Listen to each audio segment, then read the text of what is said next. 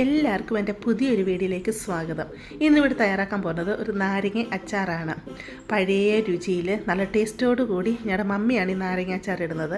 നാരങ്ങ അച്ചാർ കയ്പില്ലാതെ എങ്ങനെ ഇടാം, നാരങ്ങ അച്ചാർ ഇടേണ്ട രീതിയൊക്കെ വിശദമായിട്ട് മമ്മി പറഞ്ഞു തരുന്നുണ്ട്.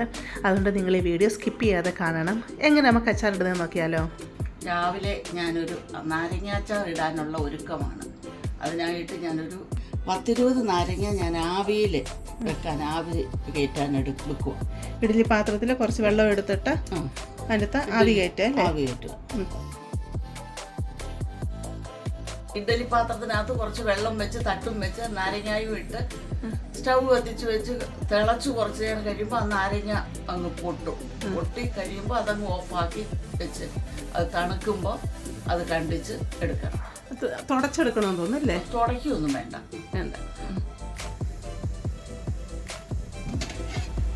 നാരങ്ങ നോക്കിയാൽ മതിയോന്ന് എല്ലാം പൊട്ടിയിട്ടുണ്ട്. മതി ഓഫാക്കിയ ഇത് നമുക്കിപ്പോൾ ഒരു പാത്രത്തിലോട്ട് മാറ്റാം. ഇപ്പോൾ അധികം കയ്പ് താല്പര്യമില്ലാത്തവർക്ക് ഇതും തുടച്ചെടുക്കാം ഇല്ലയോ? ഇതിൻ്റെ മുകളിലുള്ള ഇപ്പം കയ്പൊക്കെ നിറങ്ങി വന്നിട്ടുണ്ടല്ലോ, ആ കയ്പെല്ലാം പോകാനായിട്ട് നല്ലതായിട്ടൊരു ടിഷ്യൂ വെച്ചോ നല്ലൊരു തുണി വെച്ചോ ഇത് തുടച്ച് മാറ്റി വെക്കാവുന്നതാണ്. ഇത് കണ്ട് നല്ലതായിട്ട് തണുത്ത് വരണം അല്ലേ? എന്നിട്ട് വേണം നമുക്കിത് മുറിച്ചെടുക്കാനായിട്ടല്ലേ? കാണുന്നുണ്ടല്ലോ കേട്ടോ, എല്ലാം പൊട്ടി വന്നിട്ടുണ്ട് കേട്ടോ. അതുപോലെ നല്ലതായിട്ട് തൊലി അങ്ങ് നല്ല സോഫ്റ്റായിട്ടും വന്നിട്ടുണ്ട്.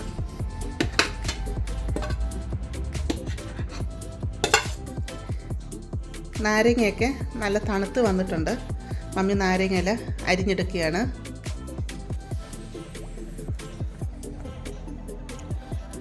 നടുക്കൂടെ മുറിച്ചിട്ട് രണ്ടായിട്ടേ ഇത് മുറിച്ചെടുക്കുന്നുള്ളൂ ഇല്ലയോ? ഒരു നാരങ്ങ 4 പീസാക്കിയിട്ടല്ലേ?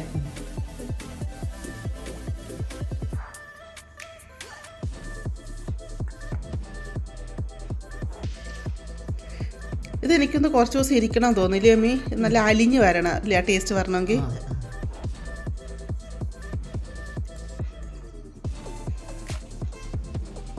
ഇത് എത്ര കാണുമായിരിക്കും അമ്മി? 1 കിലോ ഉണ്ടെന്ന് തോന്നല്ലേ? അടുത്ത് കാണും. 1 കിലോ മേടിക്കുവാണെങ്കിൽ നമ്മൾ ഇടുന്ന പൊടികൾ അത്ര എന്തായാലും ഇട്ടാൽ മതി അല്ലേ? 1 കിലോ ഇടുന്നവരും. അച്ചാർ ഇട്ട് വെച്ച് കുറേ നാൾ കഴിഞ്ഞ് കഴിയുമ്പോഴാണ് അതിൻ്റെ ടേസ്റ്റ്. കുറേ ആഴ്ചകൾ കഴിയണം അല്ലേ? ആഴ്ച ഇങ്ങനെ അലിഞ്ഞ് വന്ന് കഴിയുമ്പോൾ പ്രത്യേക ഒരു ടേസ്റ്റാണ്. നമ്മൾക്ക് ബിരിയാണിക്കായാലും ഫ്രൈഡ് റൈസിനൊക്കെ ഇത് കഴിക്കാനായാലും നല്ലൊരു ടേസ്റ്റാണ്. അത് ഫ്രിഡ്ജിൽ വെച്ചിട്ടാണെങ്കിലും അതിരുന്നങ്ങ് അലിഞ്ഞ് വന്നോളും, കുഴപ്പമൊന്നുമില്ല. പുറത്തിരിക്കണമെന്ന് നിർബന്ധമില്ല. അതുപോലെ മുൾഭാഗമൊക്കെ പൂത്ത് വരുന്നുണ്ടെങ്കിൽ അത് ഫ്രിഡ്ജിൽ തന്നെ വെച്ചിരുന്നാൽ മതി. ഞങ്ങൾ നാട്ടിൽ നിന്നൊക്കെ വരുന്ന സമയത്ത് ഇതുപോലെ അച്ചാറിട്ടുകൊണ്ട് വരുവാണെങ്കിൽ ഫ്രിഡ്ജിൽ വെക്കും. പക്ഷെ അത് കുറേ ദിവസം കഴിഞ്ഞ് പിന്നെ എടുക്കുന്ന ടൈമിൽ നല്ല അലിഞ്ഞിരിക്കും. കഞ്ഞിയുടെ കൂടെ ഒക്കെ ആയാലും നാരങ്ങ അച്ചാറുണ്ടെങ്കിൽ നല്ല ടേസ്റ്റാണ് കഴിക്കാൻ. നാരങ്ങ അച്ചാറിന് വേണ്ടി വെളുത്തുള്ളി ഇവിടെ 2 കുടം വെളുത്തുള്ളിയാണ് എടുത്തിരിക്കുന്നത്. ഇഞ്ചി എന്ന് പറഞ്ഞാൽ ഇതുപോലെ വലിയൊരു കഷ്ണം ഇഞ്ചിയും ഇതുപോലെ ചെറിയൊരു കഷ്ണം ഇഞ്ചി ഒത്തിരി അധികം വേണ്ട. ഞാൻ ഇത് ചെറുതായിട്ട് കട്ട് ചെയ്ത് ചോപ്പറിൻ്റെ അകത്തിട്ട് ചെറുതായിട്ട് അരിഞ്ഞെടുത്തോണ്ടാണ് വരുന്നത്.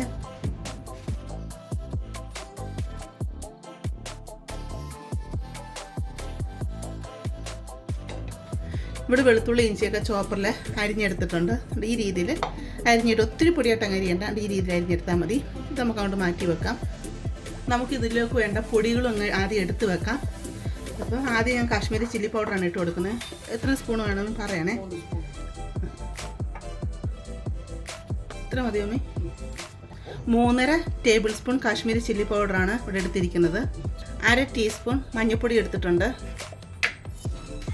ഉലുവപ്പൊടി 1/4 ടീസ്പൂൺ, 1/4 ടേബിൾ സ്പൂൺ കേട്ടോ. അതുപോലെ മുഴുവൻ കായ ഇവിടെ എടുത്തിട്ടുണ്ട്. ഇത്രയും പീസാണ് മുഴുവൻ കായ എടുത്തിരിക്കുന്നത്.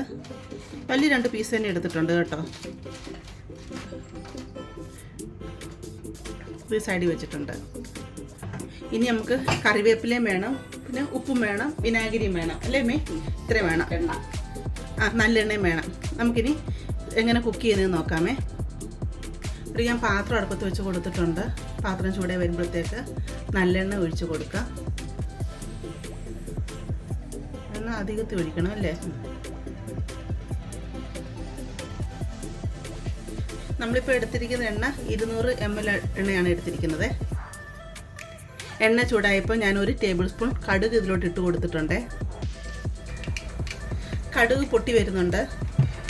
കായിട്ട് കൊടുക്കട്ടെ അമ്മ. ഇതിലോട്ട് നമ്മൾ മുറിച്ച് വെച്ചിരിക്കുന്ന കായ ഉണ്ടല്ലോ അതങ്ങ് ഇട്ട് കൊടുക്കാം. കടുകെല്ലാം പൊട്ടി വന്നിട്ടുണ്ട്. ഇതിലോട്ട് വെളുത്തുള്ളി ഇഞ്ചി ഇട്ട് കൊടുക്കാം.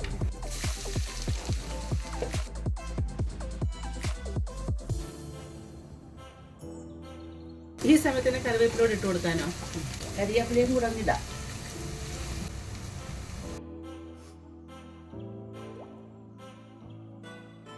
ഇപ്പൊ കായം കണ്ടില്ലേ, ഞങ്ങൾക്ക് ഈ ഷാർജ ഇവിടെ കിട്ടുന്ന കായം നല്ലതായിട്ട് ഇങ്ങനെ കുറച്ച് ഫ്രൈ ആയി വരുമ്പോഴത്തേക്ക് നല്ല മെൽറ്റായി വരും. ഇങ്ങനെ മെൽറ്റായി വരുന്ന കണ്ടില്ലേ. പക്ഷെ നാട്ടിലേക്ക് എനിക്ക് തോന്നുന്നു കായം ഇങ്ങനെ ആയി വരത്തില്ല. വരുമോമി? ഇല്ല, കട്ടിക്കിരിക്കും. അപ്പൊ ഇത് വെട്ടി മുറിച്ചെടുക്കണം. അന്നേരം അത് മൂത്താലും കട്ടിയായിട്ടിരിക്കും. പിന്നെ അത് കല്ലേ വെച്ച് പൊടിക്കണം. അപ്പം നിങ്ങൾ കായ ഇതുപോലെ ഫ്രൈ ആയി വന്ന് കഴിയുമ്പോൾ ഈ ഇതെല്ലാം മൂത്ത് കഴിയത്തില്ലേ, അന്നേരം കായ അങ്ങ് പുറത്തെടുത്തിട്ട് ഒന്ന് പൊടിച്ചിതിലിടുന്നതായിരിക്കും നല്ലത് കേട്ടോ. അപ്പം എനിക്കാണ് ഇവിടെ നിങ്ങൾ കാണുമ്പോൾ അറിയാലാണ്ട് നല്ലതായിട്ട് ഇത് മെൽറ്റായി വന്നിട്ടുണ്ട്. അന്നേരം ഇത് തന്നെ അലിഞ്ഞങ്ങ് ചേർന്നോളും. അപ്പം ഇങ്ങനെ കായ ആവാത്തവർ ഫ്രൈ ആയി കഴിയുമ്പോൾ പൊടിച്ചെടുക്കുക. നല്ലതായിട്ട് ഇത് ഫ്രൈ ആയി വന്നിട്ടുണ്ട്.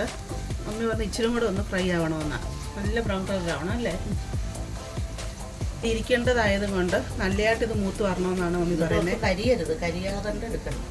ഈ സമയമാകുമ്പോൾ നിങ്ങളങ്ങ് തീ കുറച്ച് വെക്കുക. കുറച്ച് വെച്ച് കഴിഞ്ഞിട്ട് പിന്നെ ആ ചൂട് എണ്ണയിൽ കിടന്ന് ചുമന്ന് വരണം. അന്നേരം പിന്നെ പൊടി ഇടുമ്പോൾ കരിഞ്ഞു പോകത്തില്ലല്ലോ. മതി മമ്മി? പൊടികളിട്ട് കൊടുക്കട്ടെ. പൊടികളിട്ട് കൊടുക്കുകയാണേ.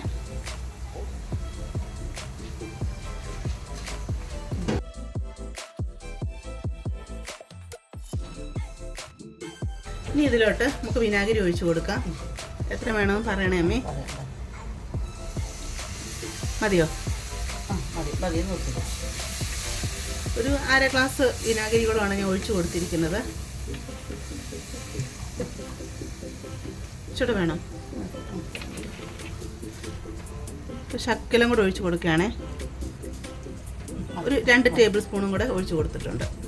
ഉപ്പ് കുറച്ച് അധികത്തിലിട്ട് കൊടുക്കണം, കാരണം ഇരിക്കേണ്ടതുമാണ്. അതുപോലെ പിടിക്കാൻ വേണം അല്ലേ. ഇത്രയും മതിയോ മീ?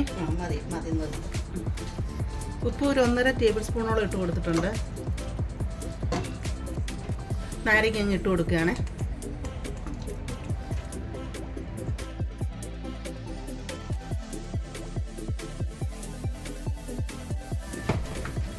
നാരങ്ങ ഇട്ട് നല്ലതായിട്ട് ഇതങ്ങ് മിക്സ് ചെയ്തെടുക്കുക. ഇനി ഇത് തിളയ്ക്കുമോ അങ്ങനെ എന്തെങ്കിലും വേണോ മീ? തിളയ്ക്കണം അല്ലേ? മാങ്ങയല്ല, നാരങ്ങ തിളയ്ക്കുന്നതുകൊണ്ട് ഒരു കുഴപ്പമില്ല. ഇല്ല. ഇപ്പം തീ കൂട്ടി വെച്ചിട്ടുണ്ട്. ഇട്ട് നാരങ്ങ നല്ലതായിട്ടൊന്ന് തിളയ്ക്കണം കേട്ടോ. തിളച്ച് കഴിഞ്ഞിട്ട് തീ അങ്ങ് ഓഫ് ചെയ്യുക. നല്ലതായിട്ട് ഇതുകൊണ്ട് തണുക്കാൻ വെക്കുക. നല്ല തണുത്ത് കഴിഞ്ഞ് കഴിയുമ്പോൾ എയർ ടൈറ്റ് ആയിട്ടുള്ളൊരു കുപ്പിയിൽ ഇതിട്ട് സൂക്ഷിക്കാവുന്നതാണ്. നിങ്ങൾക്ക് ഈ നാരങ്ങയിൽ എണ്ണ കുറവെന്ന് തോന്നുവാണെങ്കിൽ പിന്നീട് ശകലം നല്ല എണ്ണ ചൂടാക്കിയിട്ട് ഇതിൻ്റെ മുകൾ ഭാഗത്തായിട്ട് ഒഴിച്ചു കൊടുക്കുക. അതല്ലെങ്കിൽ നല്ലൊരു വെള്ളത്തുണി ചെറുതായിട്ട് മുറിച്ചിട്ട് അത് എണ്ണയിൽ മുക്കിയിട്ട് എങ്ങനെ അച്ചാറിന്റെ മേളിൽ വിടർത്തി ഇടണം. എണ്ണയിൽ മുക്കിയിട്ട് തിളച്ച എണ്ണയിലോ തിളച്ച എണ്ണ തണുത്ത് കഴിയുമ്പോൾ നമ്മൾ അതിനകത്തോട്ട് വിടർത്തി ഇട്ടേച്ചാൽ തുണിയുടെ പുറത്തോട്ടം ഒഴിച്ചാലും മതി. നല്ല വെള്ളത്തുണി വിടർത്തി ആ കുപ്പിയുടെ അകത്ത് വെക്കുക. അച്ചാറിന്റെ മുകളിലായിട്ട് അത് വെക്കുക. കവർ ചെയ്ത് നിൽക്കത്തക്ക രീതിയിൽ. എന്നിട്ട് എണ്ണ ചൂടാക്കിയിട്ട് അതിന്റെ മുകളിൽ ഒഴിക്കുക. അപ്പം അച്ചാർ പൂക്കാതെ എത്ര നാൾ വേണേലും ഇരുന്നോളും. മുകൾ ഭാഗം ഒന്നും പൂപ്പ് പിടിക്കത്തില്ല കേട്ടോ. നല്ല ടേസ്റ്റ് ഉണ്ട് കേട്ടോ. നല്ല പുളിയും ഉപ്പും അടിപൊളി. കയ്പേ ഇല്ല കേട്ടോ. നല്ല ടേസ്റ്റ് ഉണ്ട് കേട്ടോ. ഇട്ട് കഴിഞ്ഞപ്പോൾ തന്നെ ഒരു ശകലം പോലും കയ്പ് ഫീൽ ചെയ്യുന്നില്ല കേട്ടോ. ഇത് കുറച്ച് ദിവസം ഇരുന്ന് കഴിയുമ്പോൾ എൻ്റെ തോടൊക്കെ അങ്ങ് മെൽറ്റായിട്ട് വരും അല്ലേ മീ? അത് നല്ലൊരു ടേസ്റ്റ് ആയിരിക്കും. ഇപ്പോൾ കാണുമ്പോൾ തന്നെ നിങ്ങൾക്കറിയാലോ നാരങ്ങ അച്ചാർ ഇങ്ങനെ വേണം നാരങ്ങ അച്ചാർ ഇടാനായിട്ട്. മമ്മി സ്റ്റൈൽ നാരങ്ങ അച്ചാർ. ഞാൻ തീ ഓഫ് ചെയ്തിട്ടില്ല കേട്ടോ. ഫുൾ ഫ്ലെയിമിൽ തന്നെ വെച്ചേക്കുവാണേ. നല്ലതായിട്ട് തിളച്ച് വരട്ടെ. അന്നേരം ഇതൊന്നുകൂടെ സോഫ്റ്റ് ആവുമല്ലോ തോടല്ലേ. നിങ്ങൾ ഉപ്പ് നോക്കണേ. ഉപ്പ് കുറവുണ്ടെങ്കിൽ ഈ സമയത്ത് ഇച്ചിരി കൂടെ ഉപ്പിട്ട് നിങ്ങൾ ഇളക്കി കൊടുക്കണേ. അച്ചാറിന് എനിക്കൊന്ന് ഉപ്പ് പിടിക്കുമല്ലേ. ഇച്ചിരി ഉപ്പ് അധികം വേണമല്ലേ. അച്ചാറിന് പ്രിസർവേറ്റീവ്സ് ആയിട്ട് നമ്മൾ ഉപയോഗിക്കുന്നത് ഉപ്പും വിനാഗിരിയാണ്. അപ്പോൾ ഉപ്പും വിനാഗിരി ഇതിലധികം ചേരും. എന്നിട്ട് BP ഉള്ളവരൊന്നും ഒരുപാട് വാരി ഇടരുത്. BP ഉള്ളവർ അച്ചാർ കഴിക്കുകയോ ചെയ്യരുത്. ദിവസവും കഴിക്കാനുള്ളതല്ല. നമ്മൾ വല്ല ബിരിയാണിയോ ഫ്രൈഡ് റൈസോ ഒക്കെ ഉണ്ടാക്കുമ്പോൾ പിന്നെ അത്യാവശ്യത്തിന് ഒരു പനിയോ ഒക്കെ വന്നു ഇച്ചിരി കഞ്ഞി കുടിക്കണോ, കഞ്ഞിക്ക് നാരങ്ങാച്ചാർ നല്ലൊരു പഴങ്കഞ്ഞി കുടിക്കുന്നവരുണ്ടെങ്കിൽ അന്നേരം അതൊക്കെ ഇച്ചിരി എടുക്കാം. മമ്മിയുടെ ഫേവറേറ്റാണ് പഴങ്കഞ്ഞി കേട്ടോ. മമ്മിക്ക് രാവിലെ ഇച്ചിരി പഴങ്കഞ്ഞി കിട്ടിയാൽ ഭയങ്കര സന്തോഷമാണ്. പ്രത്യേകിച്ച് കപ്പയും ചക്കയൊക്കെ വേവിക്കുന്ന ടൈമിൽ പിറ്റേ ദിവസം മമ്മി പറയും, ഇച്ചിരി കപ്പ ഞാൻ അങ്ങ് മാറ്റി വെക്കാം, നിങ്ങൾക്ക് ആർക്കും തരത്തില്ല, ഞാൻ നാളെ പഴങ്കഞ്ഞി കുടിക്കുമെന്ന്. അത്രയ്ക്ക് മമ്മിക്ക് പഴങ്കഞ്ഞി ഇഷ്ടമാണ്. നല്ല സൂപ്പറാണ്. മമ്മി ശരിക്കും അച്ചാർ കഴിക്കുന്ന ആളാണ് കേട്ടോ. അച്ചാറെല്ലാം ഇട്ട് വെക്കും. നാട്ടിൽ എന്ത് കിട്ടിയാലും അത് അച്ചാർ ഇട്ട് മമ്മി സൂക്ഷിച്ച് വെക്കും. എന്നിട്ട് തനിയെ ഇരുന്ന് അച്ചാർ മൊത്തം തിന്നുകയും ചെയ്യും. അതുകൊണ്ട് മമ്മി അടിപൊളിയായിട്ട് അങ്ങ് അച്ചാറിടും. ഇപ്പോൾ അതുകൊണ്ട് ഇത് മുകളിലൊക്കെ എണ്ണ ഇങ്ങനെ തെളിഞ്ഞ് വരുന്നുണ്ടല്ലേ, തിളച്ച് വരുമ്പോൾ അല്ലേ? അങ്ങനെ വരണോ? ഇത് തോടൊക്കെ ഉണ്ട്. ഇപ്പോൾ ഇച്ചോടെ അങ്ങ് സോഫ്റ്റായി, തിളച്ചൊക്കെ വന്നപ്പോഴത്തേക്ക് നല്ല സോഫ്റ്റായി വന്നിട്ടുണ്ട്. കണ്ടോ?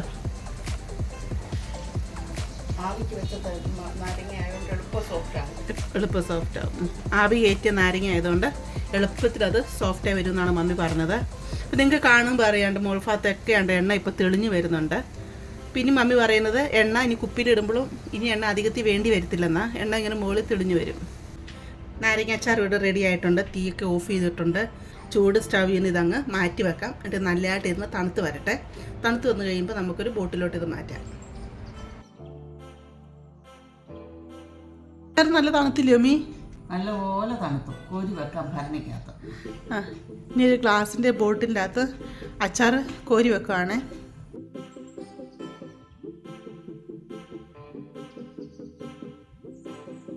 മമ്മി, പണ്ടത്തെ കാലത്തെ ഈ ആൾക്കാരൊക്കെ അച്ചാറിട്ട് കഴിഞ്ഞാൽ ആ പാത്രത്തിൽ ചോറിട്ടിട്ട് ഇളക്കി കഴിക്കത്തില്ലയോ? മമ്മി കഴിച്ചിട്ടുണ്ടോ അങ്ങനെ? നാരങ്ങച്ചാറ് ഇട്ട് പാത്രത്തിട്ട് കഴിക്കും? അത് മാങ്ങ മാത്രമോ? എല്ലാത്തിലും കഴിക്കാം. പ്രത്യേക ടേസ്റ്റ് അതില്ലയോ? അതുപോലെ പാൽ ഉറയൊഴിച്ച് കലക്കി അതിൻ്റെ നെയ്യുരുക്കുമ്പോൾ എൻ്റെ അമ്മ ഞങ്ങൾക്ക് അതിനകത്ത് ചോറും ചിരുപ്പും കൂടെ തളിച്ച് തന്നിട്ടുണ്ട്. അതും ഭയങ്കര ടേസ്റ്റാണോ? നല്ലതാണ്. അങ്ങനെ അച്ചാറെല്ലാം പൊരി വെച്ചു. മുമ്പ് പറഞ്ഞതുപോലെ ഈ ഗ്ലാസിൻ്റെ ആണ്ട് ഈ അച്ചാറിൻ്റെ ഈ മുകൾ ഭാഗത്തായിട്ട് ഇതിൻ്റെ അതേ ഷേപ്പിൽ ഒരു നല്ല വെള്ള തുണിയിൽ വെള്ള തുണി കട്ട് ചെയ്തിട്ട് ഇടണം. ഉണങ്ങിയ നല്ല തുണി ഇട്ട് കഴിഞ്ഞിട്ട് എണ്ണ ചൂടാക്കിയിട്ട് അതിൻ്റെ മുകളിൽ ഒഴിക്കണം. ഒഴിച്ച് കൊടുത്തു കഴിഞ്ഞാൽ എത്ര നാൾ വേണമെങ്കിലും അച്ചാർ വെളിയിലിരുന്നോളും. പൂക്കാതെ വെളിയിലിരിക്കും. അപ്പം അച്ചാർ അധികമൊക്കെ ഇട്ട് വെക്കുന്നവരെ അങ്ങനെ ചെയ്ത് വെക്കുക. അപ്പം അച്ചാർ അങ്ങ് ഇരുന്നോളും അല്ലേ? അങ്ങനെ നമ്മുടെ അച്ചാറും റെഡി ആയിട്ടുണ്ട്.